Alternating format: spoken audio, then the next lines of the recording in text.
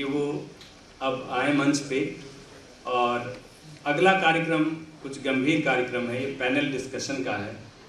तो श्रीमान प्रभात रंजन जी जो कार्यकारी निदेशक हैं TIFAC technology information forecasting and assessment council के, प्रभात जी जो भी पैनलिस्ट हैं उनका परिचय भी कराएंगे और उनकी भूमिका मॉडरेटर की होगी आज।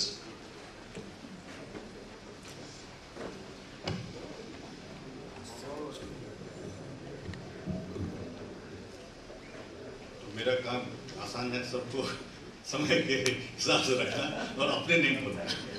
तो मैं पहले इनवाइट करना चाहूँगा डॉक्टर राजाराम शर्मा जी,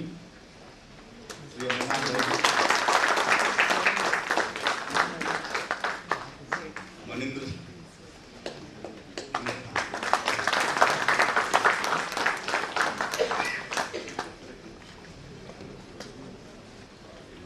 विजय प्रकाश जी, आप लोगों का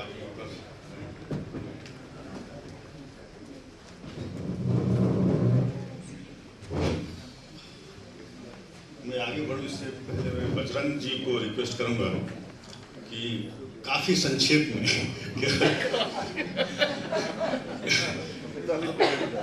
भरत जी का इंट्रोडक्शन दें।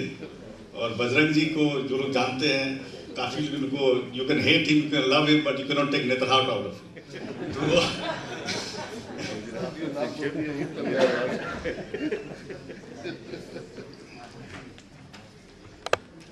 गुरुवर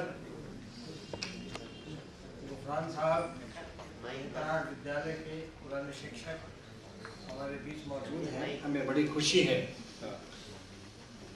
और हमारे अग्रज रामनाथ जी और रत्नेश्वर जी और उनके साथ पूरा ये सौर मंडल, इसका सूर्य अगर हम मानते हैं श्री जीवननाथ दर्प हमारे स्वर्गीय प्रधान जी, तो उसके ग्रह तारे नक्षत्र सब हमारे बीच में श्री अमरनाथ दर, एक्स प्रिंसिपल सिंधिया स्कूल।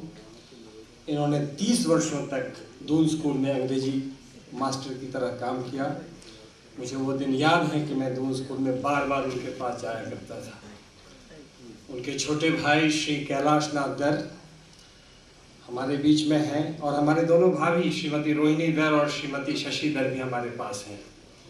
और दर साहब के एक बहुत बड़े चहेता डॉक्टर सूरज प्रकाश जी भी हमारे बीच में हैं। उनके बगल में नवी स्कूल का पूरा परिवार है। इन सबों को हम नमन करते हैं। मैं मानता हूँ एक डिवाइन डिज़ाइन था नेतरहाट का खुलना, एक ईश्वरीय प्रेरणा थी, दैवी प्रेरणा थी। 1928 में जब जेसी माथुर बहुत छोटे थे, बच्चे थे, तब पीएस से उनका भेंट हुआ था और वही भेंट पीएस रिपोर्ट में बदल गई। बड़ी लंबी दास्तान है, बड़ी लंबी कहानी है। कंपेंडियम पे आप पढ़ सकते हैं, इंटरनेट पे कंपेंडियम लोडेड है। एक बहुत अच्छा डॉक्यूमेंट हमने उसको सीक्वेंस किया, उसको आप पढ़ें। मैं मानता हूँ कि संक्षिप्त परिचय में फिर से एक बार नेतरहाट के उस सूर्य को प्रणाम जिसे हम जीवननाथ दर कहते हैं, और उस तारे नक्षत्र में अमरनाथ जी, भरत जी, कैलाश जी, मेरे अचल जी मेरे भाई जिनके साथ मैं काम कर चुका हूँ। मैंने अपनी वर्दी उतारी थी इनके साथ काम करने के लिए और मैंने जो सीखा है वो सब मेरा जीवन समर्पित है उस जीवननाथ दर को। मैं इन्हीं शब्दों के साथ अपने परिचय पे विराम देता हूँ। बहुत बहुत धन्यवाद। मेरे दाहिने साथ डॉक्टर राजाराम शर्मा जो एनसीईआरटी में central institute of education technology के जॉइंट डायरेक्टर हैं। और मैं जब इनका प्रोफाइल पढ़ रहा था तो मुझे लगता मैं अपना प्रोफाइल पढ़, लेकिन उसके पहले मैं ये बताना चाहूँगा कि ये इवेंट जो है टाइफेक सपोर्ट कर रही है। मैं टाइफेक का एग्जीक्यूटिव डायरेक्टर हूँ और हमारे साथ टाइफेक के काफ़ी सारे कलीग हैं। और जो महत्वपूर्ण बातें हैं, टाइफेक जिनको जानकारी नहीं, टाइफेक का टेक्नोलॉजी थिंक टैंक है कंट्री का, autonomous body department science technology का। ठीक 18 साल पहले आज के दिन इंडिया का टेक्नोलॉजी विजन 2020 रिलीज किया गया था और डॉक्टर कलाम हमारे चेयरमैन हुआ करते थे और डॉक्टर वाई.एस. राजन एक्सिक्यूटिव डायरेक्टर थे उस टाइम।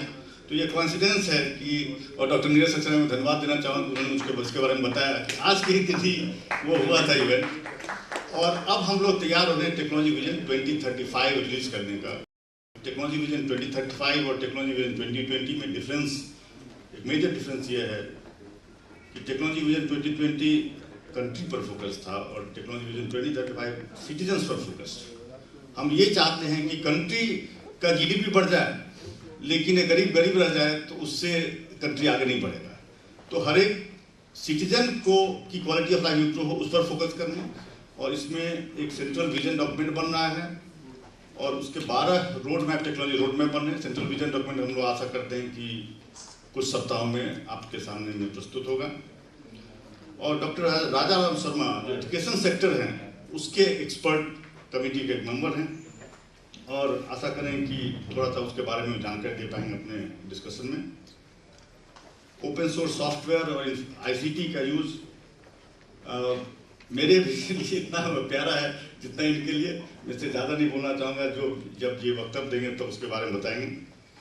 मेरे बाएं साइड मेरे अनुरोध प्रोफेसर मनोज ठाकुर हैं जो नेत्रहाट में थे, अभी जेएनयू में प्रोफेसर हैं, सेंटर फॉर पॉलिटिकल स्टडीज़, और काफ़ी कुछ किताबों को भी लिखा उन्होंने और फिर काफ़ी से आर्टिकल्स लिखते रहते हैं। और मैं नेत्रहाट का मेलिंग लिस्ट और वेब पोर्टल तो संभालता हूँ और अक्सर ये आर्टिकल शेयर करते रहे हैं लास्ट कुछ सालों में, इसलिए काउंट तो मुझको नहीं याद होगा लेकिन काफ़ी सारे आते रहते हैं। और ये जो ऑर्गेनाइजेशन हम लोगों ने किया है इसमें भी इन्होंने अहम भूमिका निभाई है, तो इनका भी मैं स्वागत करता हूँ। जो ये पैनल डिस्कशन हम लोगों ने सोचा था, इसका एक पर्पस ये था कि नेत्रहाट का जो सिस्टम है उस पर डिस्कशन हो, केवल नेत्रहाट वालों के बीच में नहीं लेकिन नेत्रहाट और बाकी लोगों के बीच में हो। और शायद पहला हो कि जो नोवा ऑर्गेनाइजेशन, जैसे कि नोवा से बाहर के लोग काफ़ी संख्या में हैं, नहीं तो हम लोग आपस में मिलते जुलते थे। तो हम लोग चाह रहे थे कि नेत्रहाट और बाकी लोगों के बीच में डिस्कशन हो। और इंदिरा गांधी बालिका विद्यालय के एलुमनीज का मैं धन्यवाद देता हूँ कि मैंने 10 का टारगेट रखा था जब हम लोग डिस्कशन किया था, लेकिन उससे ज़्यादा संख्या में आप लोगों ने पार्टिसिपेट किया और आशा करते हैं कि आगे भी हम लोग पार्टिसिपेट करते रहेंगे। और जैसा बताया गया कि हम लोग का 60 साल हुआ, आप लोग का 30 साल हुआ, एग्जैक्ट ऐसा coincidence. 3 innovative elements Netarhat education पर काफ़ी सारा विजय प्रकाश जी ने बताया। 3 चीज़ पर हम लोग फोकस करना चाह रहे हैं। एक